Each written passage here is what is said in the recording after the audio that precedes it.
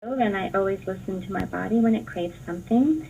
And I thought it would be really fun to share with you an account of Magellan's voyage. Now, who remembers who Magellan is? Well, he lived around 1480, 1491, somewhere in there he was born, to about 1534. And in 1521, he had written a book called Figure of the Five Islands, Where Grow the Cloves, and of Their Tree. So it's, we talk about the spice routes that were so very important in those days.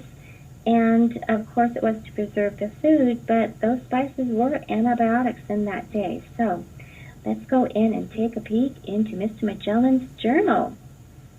On that day of Sunday, I went ashore to see how the cloves grow.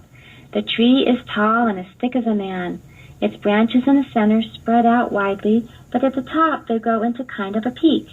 The leaf is like that of a laurel, and the bark of the color of brown tan. The cloves come at the tip of the branches, 10 or 20 together. These trees almost always bear more of them on one side than on the other, according to the season. When the cloves sprout, they are white, when ripe, red, and when dried, black. They gather them twice a year, at Christmas and again on the feast of St. John the Baptist, because at these two seasons the air is most temperate, but more so at Christmas.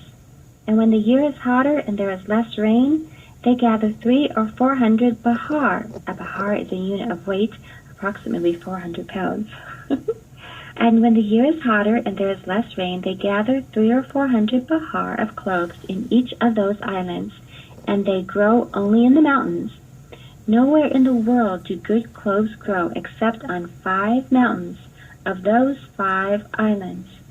We saw almost every day a cloud descend and encircle first one of the mountains and then the other, whereby the cloves become more perfect.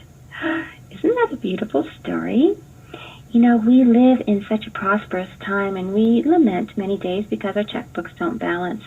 But look at how far people had to go to get clove in those days. I am so grateful for doTERRA's clove oil and that we have it in a bottle. Some say that it's more than they want to spend. You know what?